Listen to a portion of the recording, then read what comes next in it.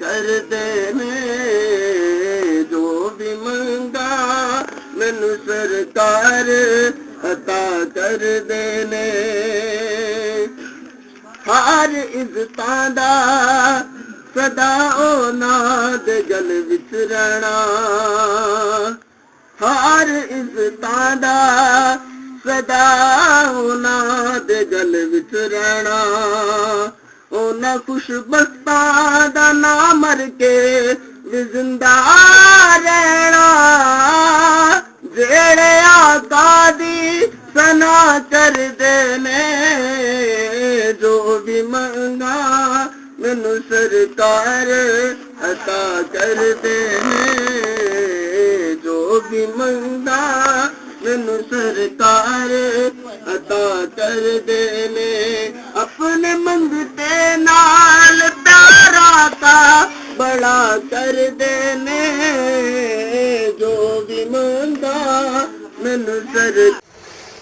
बिस्मिल्लाहिर्रहमानिर्रहीम। अस्सलाम वालेकुम दोस्तों और बुजुर्गों नाज़रीन, ਤੁਹਾਡੇ ਸਾਹਮਣੇ अगली वीडियो ਦੇ ਨਾਲ ਹਾਜ਼ਰ ਹਾਂ।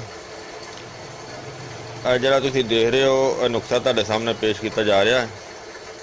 ਇਹ ਬਹੁਤ ਹੀ ਜ਼ਬਰਦਸਤ ਤੇ ਬੜੀ ਹੀ ਆਲਾ ਕਿਸਮ ਦੀ ਚੀਜ਼ ਹੈ ਔਰ ਇਹ ਜਿਹੜਾ ਨੁਕਸਾ ਹੈ ਇਹ ਸਿਰਫ ਮੇਰੇ ਦੋਸਤਾਂ ਭਰਾਵਾਂ ਅਜ਼ੀਜ਼ਾਂ ਵਾਸਤੇ ਜਿਹੜੇ ਕਿ ਹਕਮਤ ਦੇ ਨਾਲ ਬਹੁਤ ਜ਼ਿਆਦਾ ਲਗਾਓ ਰੱਖਦੇ ਨੇ। ਔਰ ਇਹ ਐਸਾ ਨੁਕਸਾ ਹੈ कि जिहड़ा मेरे एक बहुत ही अच्छे दोस्त ने जनाब अवैस खान साहब, उन्होंने उस्ताद सी एक 90 साला, मैनू उन्हों का नाम याद नहीं है, वो हकीम साहब कराची के सन। उन्होंने उन्होंने कहा कि बेटा यह चीज़ इन्हां दा नाम जिहड़ा ना मैनू दसना है कि यह नुकसा यानी कि सस्ता भी है तो बड़ा ही आला किस्म का है कि जरा मर्दाना ताकत वास्ते बहुत ही ज़्यादा अहमियत का हामल है, यानी कि बहुत ज़्यादा फवायद दिंदा है, बहुत ज़्यादा फायदे दिंदा, तो ज़्यादा महंगा भी नहीं, ज़्यादा मेहनत भी नहीं। कमाल की गल यह ही है कि इहदे च मेहनत भी नहीं ज़्यादा तो ज़्यादा महंगा भी नहीं है, तो फायदे भी बहुत ज़्यादा। मर्दाना ताकत वास्ते कि जमीन आसमान का यानी कि फर्क पै जाता है कि एक चीज़ बहुत महंगी होती है। तो मैं सोचा फिर कि अगर उन्होंने वो जो मोहतरम उस्ताद सन उन्होंने कहा कि बेटा दसना है, तो उन्होंने कहा कि तुहाडे कोल 15 दिन का टाइम है कि 15 दिन के मैनू इस चीज़ों के नाम दसने ने। इंटरस्टेड तो वह भी सन लेकिन वो अवैस साहब जो सी ना वो नहीं उन्होंने कवर कर सके। फिर उन्होंने मेरे नाल राबता किया, मैं क्या अवैस साहब कोई ऐसा मसला ही नहीं। अवैस साहब ने मैं दसिया कि मैं यह चीज़ां ने यानी कि वो चीज़ां दे हुण ना तुहानूं मैं दसना कि इहदे विच सिर्फ 3 चीज़ों का मरकब है। यह 2 चीज़ों का पाउडर है जो तुहाडे सामने पेशे खिदमत है। यह 2 चीज़ों का पाउडर है जिंदे विच एक चीज़ तो अजवाइन देसी है, यह जी दूसरी चीज़ है यह कंद कुना,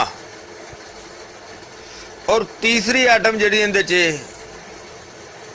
जिहड़ी कि उन्होंने एक समझाण वास्ते उन्होंने दसिया कि यह बेटा तू मैनू दसना है। और तीसरी आइटम जी है उनका नाम है अरबी विच 1000 का लुकमा है, अगे फारसी, यानी कि जड़ी बूटी का यह नाम है अरबी 1000 का वाया अगे फारसी। लेकिन जिहड़ा अगर इंटरस्टेड हिकमत होएगा वो आप ही इस चीज़ को समझ जाएगा, क्योंकि कुछ चीज़ां ऐसियां होंदियां ने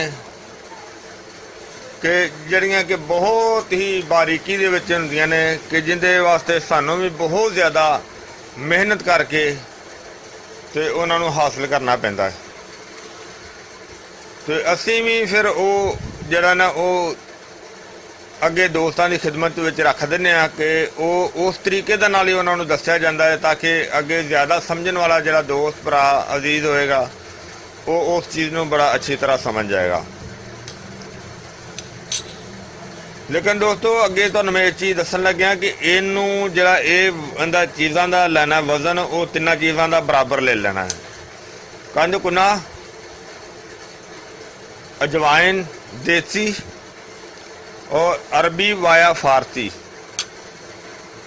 ये तिना चीज़ों का बराबर वजन लेना है। इन्हों अलहदा अलहदा कुट के बिल्कुल बारीक करके ते इनू मिक्स कर लेना है। मिक्स करके वो तुहाडी चीज़ तुहाडा सफूफ तुहाडी फक्की वो तैयार हो जाएगी। और उनका खान का तरीकाकार इस तरह रखना है कि उनके चों तुसी खाना खा रहे हो, जो खाना खाना शुरू करना है तकरीबन आप महसूस कर लेना है कि असी 2 रोटियां खानियां ने। जदों एक रोटी खा लेनी है, एक रोटी तो बाद जरा ना और इसनों एक छोटा चम्मच, अगर यह वड्डा चम्मच है इनू हाफ कर लेना है, अगर छोटा चम्मच है तो वो पूरी चम्मच। खाने दे दरम्यान एक गिलास दुध का भर के तो उस दे नाल खा लेना है। उस तो बाद बाकी का खाना जड़ा ना वो बाद विच खा लेना है, यानी कि नाल ही बेशक खा लेना है। और इसनू सिर्फ एक टाइम इस्तेमाल करना है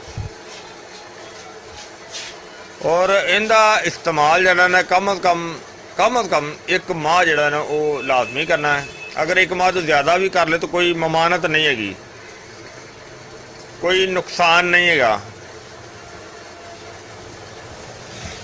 और इहदे कमाल फिर इंशाल्लाह देखना कि ये किन्नी कमाल वाली चीज़ है, किन्नी पावर वाली चीज़ है, यानी कि किन्नी ताकत वाली चीज़ है। और इहदे बेनीफिट नाल ये आ कि एक मैदे की जबरदस्त इसलाह करती है, मैदे वास्ते भी बहुत बहुत अच्छी चीज़ है। और